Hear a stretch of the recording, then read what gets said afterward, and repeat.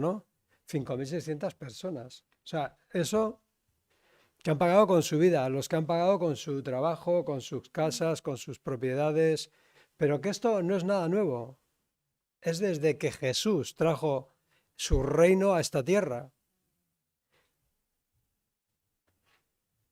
En esta mañana me gustaría preguntarme, no sé si te has preguntado, yo sé que sí, ¿qué hace que el reino de los cielos, qué hace que el Evangelio ofenda tanto al mundo?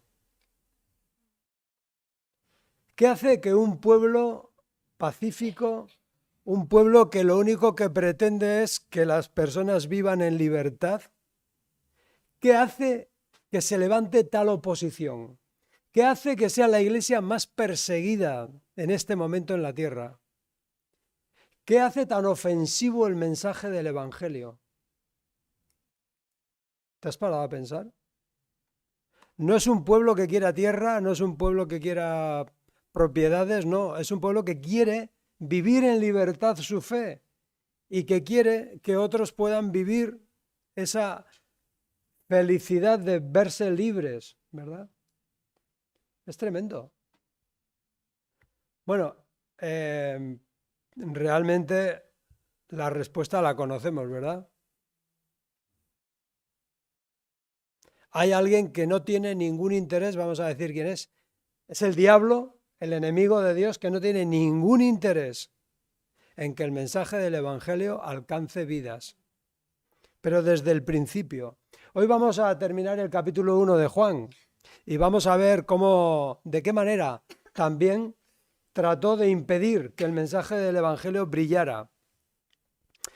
Y también vamos a ver cómo los primeros discípulos trabajan y hacen justo lo que escuchan hablar a Jesús. Simplemente se limitan a repetir lo que Jesús dice. Se cuenta que en una ocasión había un hombre, como estos que acabamos de escuchar, que profesaba ser cristiano. Y otro se le acercó y le dijo, ¿cómo estás tan seguro de que Dios ha perdonado tus pecados? ¿Cómo puedes estar tan seguro de que eres salvo por medio de Jesús? Y este hombre se quedó pensando, cogió un pesado saco que había cerca de él, podía ser una bolsa de la compra pesada quizás, se la echó al hombro, comenzó a andar y le dijo, ven, sígueme.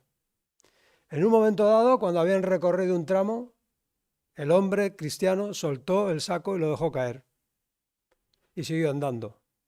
Y el que iba al lado, el que le había preguntado, le dijo, se te acaba de caer el pesado saco que llevabas encima. Y dice, lo sé, no lo veo, pero lo percibo, he sido liberado de esa carga. Por eso sé que Cristo perdonó mis pecados,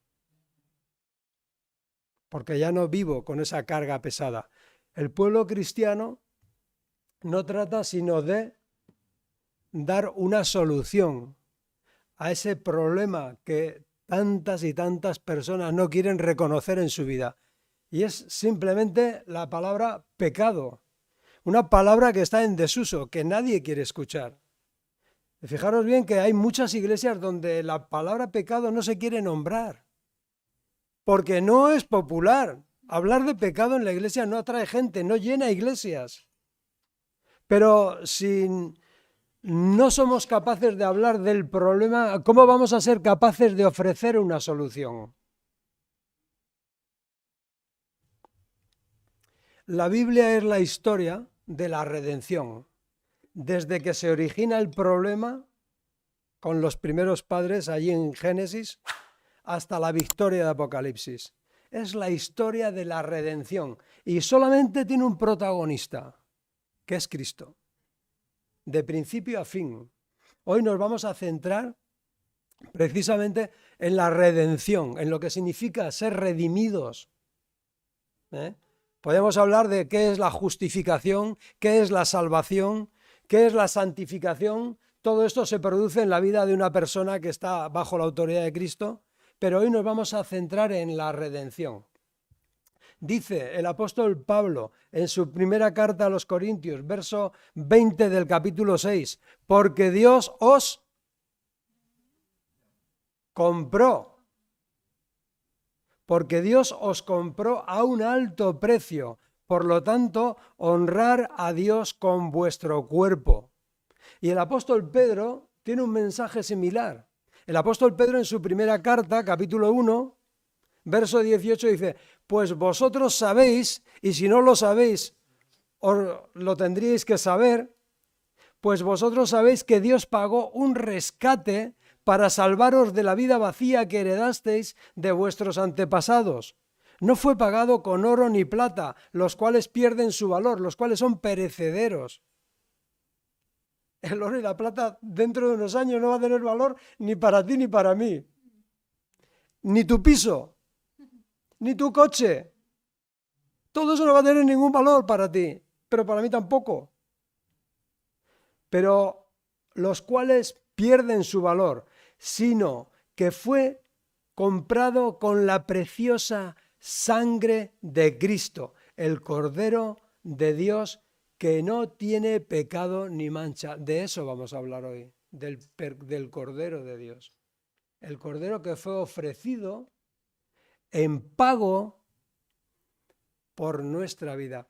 Entonces, si dice que Dios nos compró, hay algo que a veces no hemos entendido bien en el plano de la redención. Quiere decir que si Cristo te compró con su preciosa sangre, le perteneces. Y eso a veces se nos olvida. Cuando decíamos el domingo pasado, queremos ser un sacrificio vivo. ¿De qué se trata? De que Cristo te ha comprado, te ha rescatado. La redención tiene dos planos. Tiene un plano administrativo, es decir, ha habido un pago para poder liberarte. Hemos estado cantando constantemente, he sido liberado. Ha habido un pago por tu vida. Es algo administrativo. Pero hay otro plano en la redención que es el plano libertador. O sea, es decir, te libera de tu situación esclavizante. ¿Y esclavo de qué? Del pecado. No hay mayor esclavitud que la del pecado. Es algo que las personas no quieren ni oír hablar de ello. Que son esclavos. Los mismos fariseos, cuando Jesús les hablaba, decían, nosotros no somos esclavos de nadie. ¿Qué vienes tú a decir que somos esclavos? Y dice el Señor, el que hace pecado es esclavo del pecado. Jesús es el que nos habla de estas cosas, no soy yo.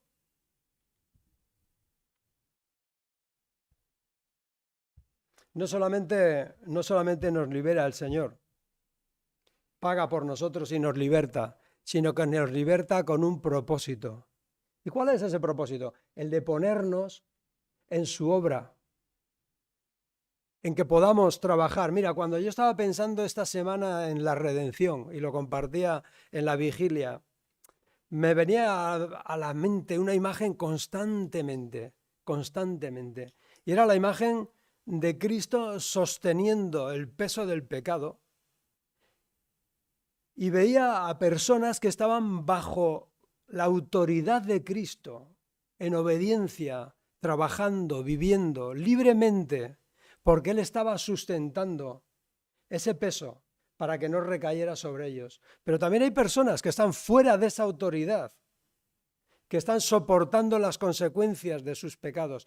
Y para dejarlo claro, porque yo sé que hay gente que esto luego lo escucha en diversos sitios, y lo voy a explicar. El pecado es hacer un mal uso de lo que Dios te ha dado. Es decir, no para su gloria, sino para mi egoísmo o para mi carne, etcétera, etcétera. Hacer un mal uso de lo que he recibido, del tiempo, de la vida, de mi intelecto, de mi dinero, de etcétera, de todo. Eso es pecar, usarlo mal, errar el blanco, fallar en mi propósito en la vida. Pero vamos a leer dónde lo dejamos. ¿Os acordáis dónde lo dejamos? Lo dejamos en el verso 18, donde dice que a Dios nadie lo ha visto jamás. El único Hijo, el unigénito, lo ha mostrado. ¿Para qué? Para que se pueda revelar a las personas. Y como digo, hay infinidad de personas que tienen una actividad constante y un empeño constante en evitar que el Evangelio se extienda, que alcance almas. Y están dirigidos, aunque ellos no lo sepan, por el príncipe de la potestad del aire, que gobierna este mundo. Fíjate lo que dice en el verso 19. Este fue el testimonio que dio Juan cuando los líderes judíos enviaron sacerdotes y ayudantes del templo desde Jerusalén para preguntarle: ¿quién eres? A ellos no les preocupaba quién era Juan, ¿eh? A él les preocupaba lo que estaba haciendo Juan, que era hablar del reino de los cielos. Eso les preocupaba. Y mandan una comisión allí donde está Juan a interpelarle. Pero a ellos lo único que les interesa es que su influencia no se pierda, que las personas estén bajo su influencia. ¿Quién eres? Verso 20. Él dijo con toda franqueza, yo no soy el Mesías. Yo no soy el Mesías. No toma el papel que no le corresponde. Juan no pretende aparentar nada. Juan es honesto, como tú. Tú cuando hablas del Señor, cuando predicas el Evangelio, eres honesto. No pretendes ser Dios. Mira, es así de sencillo. Hay que hablar honestamente de Él, de Cristo, no de nosotros. Eso es el testimonio. Por eso comienza diciendo: este fue el testimonio que dio Juan. Yo no soy el Mesías. Bueno, pero sigue. Bien, entonces, ¿quién eres? Le preguntan. ¿Eres Elías? No. Contestó: ¿entonces eres el profeta que estamos esperando? No. Hermanas y hermanos, amigas y amigos, de verdad, me preocupa muchísimo. Estamos escuchando acerca de la persecución a la iglesia en todo el mundo. Estamos escuchando de ministerios que apoyan a esa iglesia perseguida. Y de verdad, me preocupa mucho la tendencia que estamos siguiendo en muchos otros países, donde creo que podríamos perder también esa libertad. Mira, cuando alguien se levanta como Mesías, como Salvador, si alguien se levanta como poseedor de la verdad, cuidado, cuidado, cuidado. Cuando no hay una ley que te protege, cuidado. Porque hay personas que no tienen ningún interés en que tú lleves el mensaje libertador de Cristo a las personas. Cuidado, porque ahora la iglesia perseguida está en Nigeria, la iglesia perseguida está en Corea del Norte, la iglesia está perseguida aquí y allí, pero nada nos garantiza que con el tiempo no seamos nosotros los que estemos perseguidos. Cuidado. Cuidado con esos que se proclaman salvadores y mesías en tu nombre. Y no quiero seguir por estos derroteros. Voy a cambiar. Verso 22. Entonces, ¿quién eres? Necesitamos alguna respuesta para los que nos enviaron. ¿Qué puedes decirnos acerca de ti mismo? ¿Qué puedes decirnos acerca de ti mismo? Es que el testimonio cristiano no es acerca de mí mismo, es acerca de Cristo. Pero ellos querían saber quién era Él. Pero no solamente querían saber quién era. A ver, ¿quién eres para estar haciendo lo que estás haciendo? Deja de hacerlo. Fíjate, vamos a seguir. ¿Qué puedes decirnos de ti mismo? Verso 23. Juan contestó con las palabras del profeta Isaías: solo soy una voz que clama en el desierto. Abrir, enderezar camino para la llegada del Señor. Es decir, es una persona que está en el desierto, que a veces está predicando pero nadie le escucha. Quien predica desde el desierto está predicando desde la necesidad propia. Tú predicas acerca de Cristo, tú presentas a Cristo a las personas desde tu desierto. Y Juan lo tenía claro: yo soy una caña en el desierto. Me preocupa mucho esos apóstoles y superapóstoles que parece ser están hablando en el nombre de Cristo, pero que lo único que les interesa es la lana de las ovejas. Y cuando digo lana, me refiero a la pasta de las ovejas, y que viven como viven a cuenta de las iglesias y a cuenta del Evangelio. Yo digo que son personas que viven del Evangelio, pero no para el Evangelio. Juan no era de estos, ¿a que no? No. Él estaba en el desierto, se vestía con piel de camello, no llevaba un traje de Armani, y perdón por lo de la publicidad, pero me parece que era bien diferente. Vamos al verso 24. Entonces los fariseos que habían sido enviados le preguntaron, si no eres el Mesías, ni Elías, ni el profeta, ¿con qué derecho bautizas? Juan les dijo, yo bautizo con agua, pero aquí mismo, en medio de la multitud, hay alguien a quien no reconocéis. Estaba empezando el ministerio de Cristo. Pero os dais cuenta como el interés que ellos tienen es que deje de hacer lo que está haciendo. No les importa quién es él. Lo que les importa es lo que está haciendo. Y es que hay gente que se está arrepintiendo y se está acercando al reino de los cielos. Pero es más, es que ahora viene el Redentor, viene el Cordero de Dios y va a hacer que esas personas sean libertadas de la esclavitud de esos religiosos, precisamente. Verso 27. Aunque su servicio viene después del mío, yo ni siquiera soy digno de ser su esclavo, ni de desatar las correas de sus sandalias. Nosotros solo servimos a Cristo. Cristo es el que actúa en las vidas. Nosotros solo podemos dar testimonio de Cristo. Aunque su servicio viene después del mío. Él sabe perfectamente, Juan sabe cuál es su papel. Su papel es el de siervo. Dice, yo soy un siervo que ni siquiera tengo autoridad para desatar sus sandalias. ¿Conocemos nuestro papel en el reino de los cielos nosotros, que hemos sido redimidos?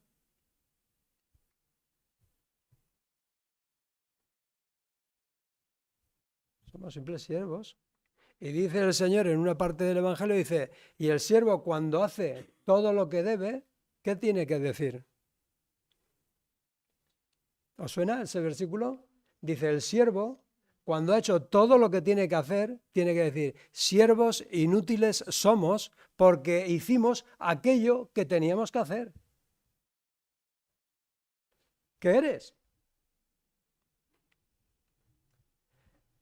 Verso 28. Ese encuentro del que estamos hablando ocurrió en Betania, una región situada al oriente del río Jordán donde Juan estaba bautizando. Al día siguiente Juan vio que Jesús se le acercaba.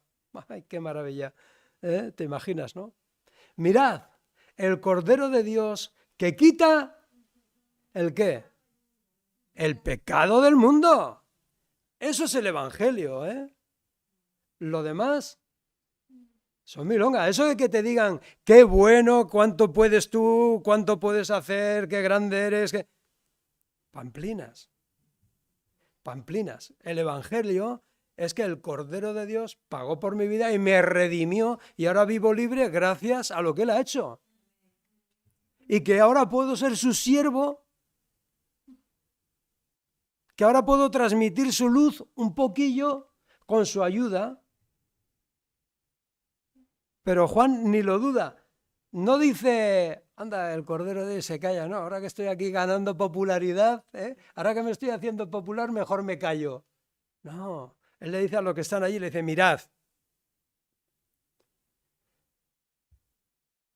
mirad el Cordero de Dios que quita el pecado del mundo. Y yo digo, bienaventurado y feliz quien vive libre del peso de sus pecados. Muchas personas que escuchan las predicaciones deberían saber que hablar de pecado es hablar del problema y hablar de Cristo es hablar de la solución. Y muchas personas no quieren ni oír hablar del pecado, pero es lo que está desencadenando en sus vidas traumas, es lo que está desencadenando en sus vidas depresión, es lo que está desencadenando en sus vidas que actúen como no quieren, es lo que está desencadenando en sus vidas el maltrato a quien tienen cerca, es todo eso y mucho más. Pero si no queremos hablar de pecado, tampoco vamos a encontrar la clave de la solución, que es Cristo. Cristo levantó con el valor de su sangre la deuda que nosotros teníamos y nos puso en una relación correcta con el Padre. ¿Y qué pasa? Que ahora soy perfecto, ¿verdad? Bueno, perfecto como mi Padre es perfecto, pero simplemente es que puedo hacer aquello para lo cual he sido redimido. Ahora puedo actuar, ahora puedo trabajar para Él. Verso 30. A Él me refería, dice Juan, a Él me refería cuando yo decía, después de mí vendrá un hombre que es superior a mí porque existe desde mucho antes que yo. No lo reconocí como el Mesías. Yo supongo que como eran primos en la carne, se debían conocer de alguna fiestecilla, ¿no? ¿Algún cumpleaños? Ya tenían 30 años los dos, en algún sitio habían coincidido. ¿Se conocían físicamente? Hombre, claro que sí. Pero fíjate lo que dice Juan. No lo reconocí como Mesías. Y ahora, sí. ¿Por qué?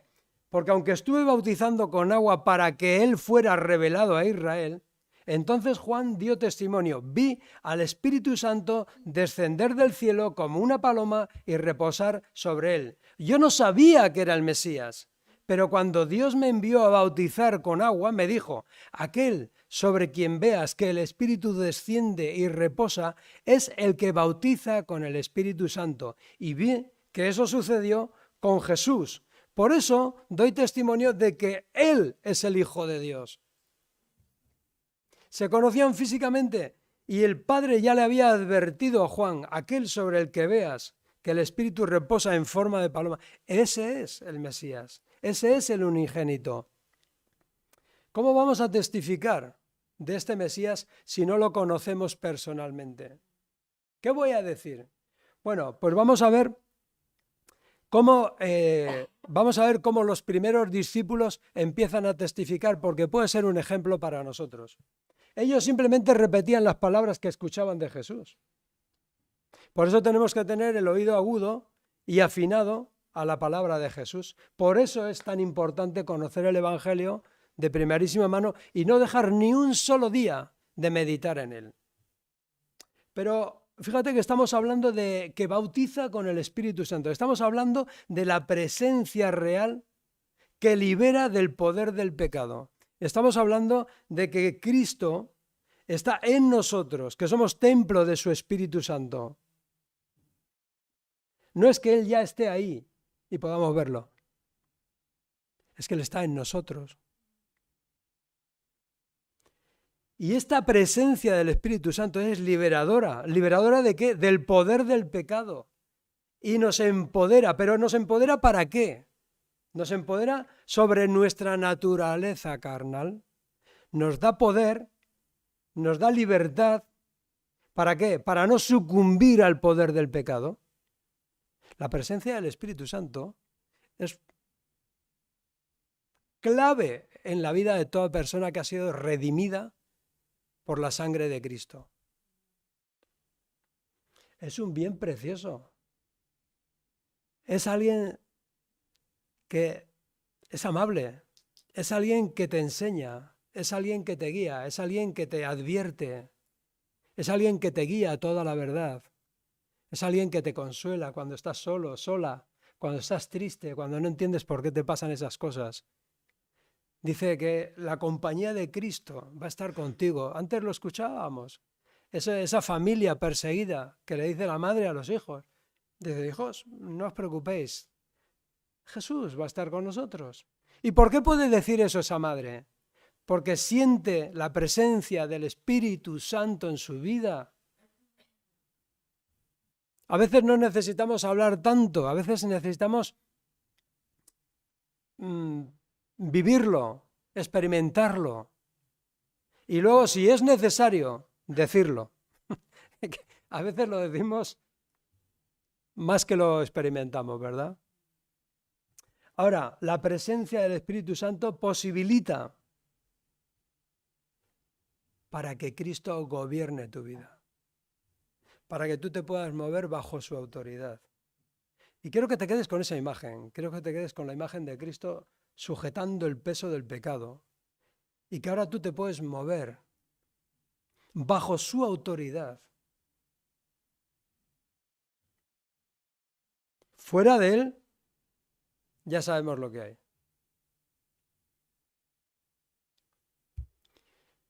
Al día siguiente, y aquí tenemos a los primeros discípulos y podemos aprender algo de ellos. ¿Hemos aprendido de Juan el Bautista? Sí. Lo querían callar. Dijo, no me vais a callar. Yo soy una caña predicando en el desierto, pero no me vais a callar. Y ahora vamos a ver los primeros discípulos, que por cierto, estaban siguiendo a Juan. Y dice así, verso 35, al día siguiente Juan estaba otra vez allí con 2 de sus discípulos. Al pasar Jesús, Juan lo miró y declaró, mirad, ahí está el Cordero de Dios.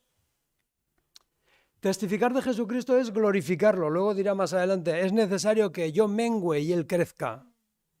¿Pero qué significa que tú mengues y que Él crezca en tu vida? Que cada vez va a aparecer más el carácter de Cristo en ti y menos ese carácter que tanto daño te ha hecho. Verso 37. Cuando los 2 discípulos de Juan le oyeron, siguieron a Jesús. Jesús miró a su alrededor y vio que ellos lo seguían.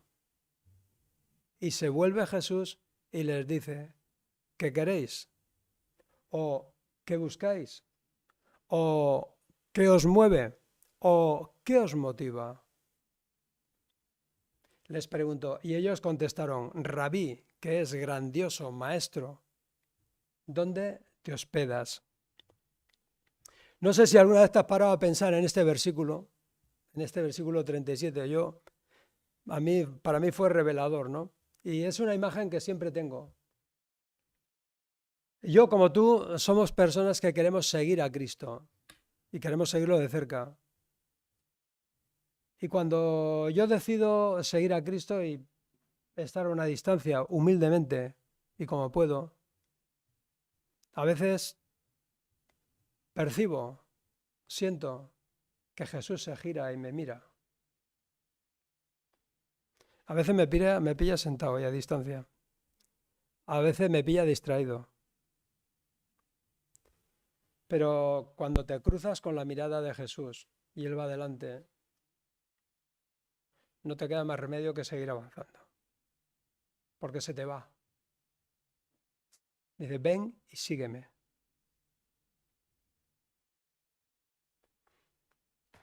Esa mirada de Jesús es una mirada de amor, es una mirada de paz, es una mirada de ternura, es una mirada que nos invita a seguirle. Es más, es una mirada tan bonita que te apetece mucho seguirle.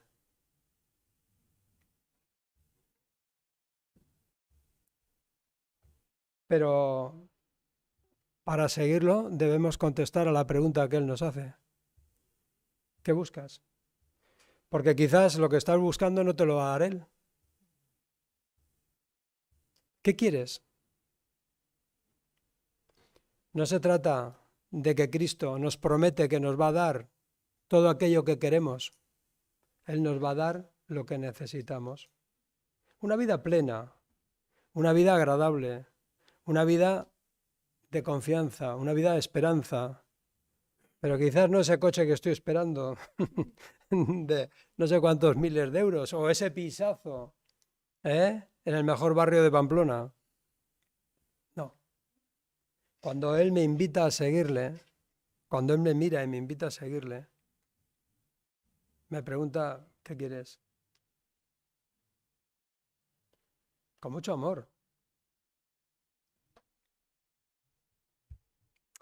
Pues los discípulos lo que dijeron, queremos saber dónde habitas, queremos saber dónde moras, queremos saber dónde estás, queremos pasar tiempo contigo. Esa fue la respuesta, ¿no? Sí, dijo, Rabí, ¿dónde vives? Rabí, ¿cómo podemos estar más tiempo contigo? ¿Dónde podemos escucharte? ¿Dónde podemos compartir contigo? Verso 39, ¿cuál es la respuesta de Jesús? Venid y ved. Les dijo, fueron y vieron dónde moraba y se quedaron con él aquel día porque era como la hora 10:00, bueno, las 4 de la tarde. Eran como las 4 de la tarde cuando le acompañaron al lugar donde él se hospedaba y se quedaron con él el resto del día. yo creo que también me hubiera quedado. Porque Andrés, verso 40, hermano de Simón Pedro, era uno de estos hombres que al oír lo que Juan dijo, siguieron a Jesús. Andrés fue a buscar a su hermano Simón y le dijo, hemos encontrado al Mesías. No, Andrés no fue a decirle, mira cómo he cambiado, mira qué gran persona soy ahora, lo que necesitas es estar cerca de mí y aprender de mí. No. Andrés le dice, Pedro, hermano, hermanazo, que acabo de encontrar al Mesías. Ven. Esa es la labor de un testimonio cristiano, ¿no? El primer objetivo de Andrés es que su hermano Pedro conozca al Mesías también, personalmente. Y nuestro papel como cristianos también es intentar por todos los medios acercar a las personas al Mesías, al Cristo. Verso 42. Luego Andrés llevó a Simón para que le conociera a Jesús. Ah, no. ¿Para qué? Conociera a Jesús, no que Pedro le conociera a él. No que Jesús le conociera a él. Jesús miró fijamente a Simón y le dijo, tu nombre es Simón, hijo de Juan, pero te llamarás Cefas, que significa Pedro. Desde el primer momento en que entramos en relación con el Señor Jesús, empiezan a cambiar cosas en nuestra vida. De verdad, todo lo que estamos aquí, damos testimonio de que eso es así. Amén. Amén.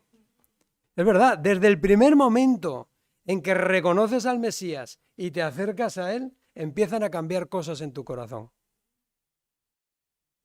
A Pedro le dijo, tú ya no te vas a llamar más Pedro, te vas a llamar Cefas, que es piedra. 43. Al día siguiente Jesús decidió ir a Galilea. Encontró a Felipe y le dijo, ven y sígueme.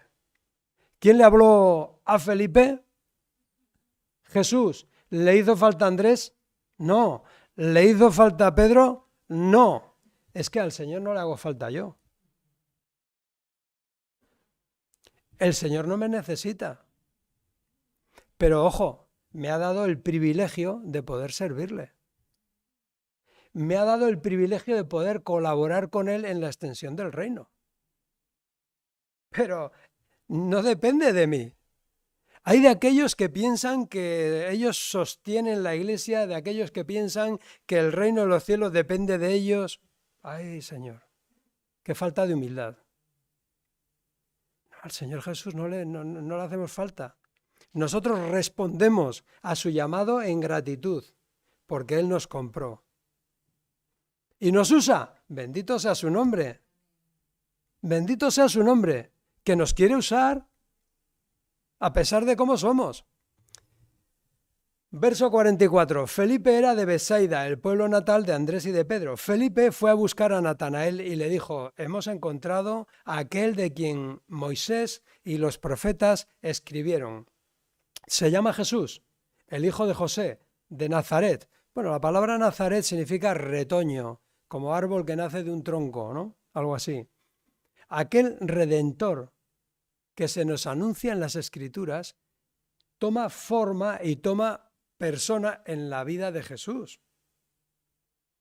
Y aquí, en este caso, le están diciendo a Natanael, todo lo que sabemos acerca del Redentor, lo tenemos aquí ahora.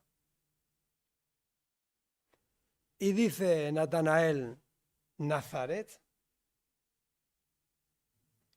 ¿Acaso puede salir algo bueno de Nazaret?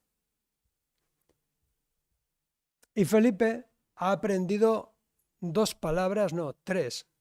Ha aprendido 3 palabras de Jesús y se las repite a Natanael, que son, ven y ve. ¿Quién dijo esas palabras? Jesús a los 2 primeros discípulos le dijo, venid y ved. Ellos lo han aprendido, no saben más que eso. ¿Os dais cuenta lo que es predicar? Es decir, ven y ve. Hablar en el nombre de Cristo es decir lo que Él nos ha dicho, lo que hemos escuchado de Él. Es muy sencillo. Cuando tú le hablas a alguien de Cristo, ven y ve. No hace falta que seas ningún experto predicador ni que hayas hecho 150 cursos de homilética. Que ojo, yo estoy a favor de estudiar la Biblia, yo estoy a favor de seminarios, estoy a favor de que se estudie. De hecho, aquí estamos estudiando Cristología ahora. Pero quiero decir con esto que no es eso lo que nos empodera, que es Cristo mismo. Ven y ve, compruébalo por ti mismo, Natanael. Le respondió Felipe, bueno que si lo va a comprobar, bueno que si lo va a ver, lo va a ver en cuanto se acerque a él. Que dice, mientras ellos se acercaban, no se habían acercado, mientras ellos se acercaban, verso 47, Jesús le dijo, aquí viene un verdadero hijo de Israel, un hombre totalmente íntegro. ¡Wow! Estaba viendo y estaba oyendo, A Jesús no le es desconocido nadie. A muchas personas les gustaría pasar desapercibidas, a muchas personas les gustaría que Jesús no los conociera, pero Jesús los conoce. Pero déjame que te diga algo más. Cuando haya el juicio final, lo importante no es que yo haya oído hablar de Jesús, lo importante es que Jesús me conozca. Porque muchos irán a ese juicio y dirán, pero si predicamos en tu nombre, pero si hicimos milagros en tu nombre, pero si hicimos esto y aquello en tu nombre. ¿Y Jesús qué les va a contestar? No os conozco. Puedes haber hecho todo eso, pero yo no te conozco, dice Jesús. Tremendo, pero a Natanael sí lo conoce, y lo llama, y Natanael comienza a seguirle. ¿Estamos viendo cómo funciona el germen de la iglesia? ¿Cómo surge la iglesia de Cristo? Con personas que se acercan a Él, lo reconocen y lo siguen. Y luego empiezan a predicar y a decir lo que Cristo les está diciendo. Empiezan a vivir como Cristo les enseña a vivir. Empiezan a aplicar lo que Cristo les dice. Pero ¿y cómo es posible que lo hagan? Pues porque han sido redimidos, libertados del poder del pecado por la sangre de Cristo. ¿Cómo es que me conoces?, le dice Natanael. Pude verte debajo de la higuera antes de que Felipe te encontrara, contestó Jesús. Qué sencillo, yo a veces digo, ¿esto es tan revelador? Para él debía serlo, no sé, supongo que la higuera, que son esos árboles tan frondosos, con esas hojas tan grandes, haría pensar a Natanael que nadie podía verlo allí. Igual estaba orando, no lo sabemos. Pero lo que está claro es que para Natanael esto fue revelador. Fue tremendo, dijo, allí no me podía ver nadie. Entonces Natanael exclamó, Rabí, o lo que es lo mismo, grandioso, maestro, tú eres el Hijo de Dios, el Rey de Israel. Y Jesús le respondió, ¿crees eso que acabas de decir solo porque te dije que te había visto debajo de la higuera? Bueno, verás cosas más grandes que esta. Porque cuando comienzas a seguir a Jesús, comienzas a ver, comienzas a experimentar, comienzas a crecer, comienzas a ver verdaderas maravillas y según vas avanzando en el camino, en la vida cristiana, cada vez ves más, cada vez se te revela más Cristo, cada vez puedes ver lo grande que Él es. Yo cuando me convertí tenía a Jesús como mi Salvador, pero según vas avanzando, según vas madurando, según vas revelándosete Dios, vas comprendiendo que es mucho más que eso. Y vas comprendiendo cuánta es la profundidad de tu pecado. Que pecabas desde que eras pequeño, desde que tenías uso de razón, que has hecho cosas de las que no te acordabas y por las cuales también murió Cristo. O sea, por eso le puede decir el Señor Jesús, ¿crees solo por lo que te dije? Pues vas a ver cosas mucho mayores. Y tú y yo, que llevamos un tiempo ya siguiendo a Cristo, podemos dar testimonio y podemos hablar en plena fe, que según hemos ido avanzando, Cristo se nos ha ido revelando cada vez más. Y cada vez hemos comprendido verdades más profundas que antes ni sospechábamos. Fíjate, empieza la redención, Cristo te libera del pecado para que puedas vivir una vida de santidad con Él. Y lo que estás descubriendo es una vida maravillosa. Lo que estás viendo es una vida que no tiene parangón con lo que te pueda ofrecer el mundo. Estás viviendo una vida que es totalmente ajena. Antes decíamos, ¿cómo puede ser que el Evangelio ofenda tanto a este mundo? Pues porque son dos reinos opuestos. En uno gobierna Cristo y en otro la potestad del aire gobierna el diablo. Y no quiere ni oír hablar de lo que es el perdón de Cristo ni de lo que es el pecado. No quiere. Pero tú, según vas avanzando, vas comprendiendo cuánta riqueza hay en seguir a Cristo. Cuánto lo necesitabas. Y yo le doy gracias a Dios cada día de mi vida por la persona. Siempre he creído de una forma o de otra en la realidad de Dios, por mis padres, porque ellos tenían una cultura cristiana. Pero doy gracias especialmente por aquella persona que un día me dijo que lo que yo necesitaba era al Señor Jesús.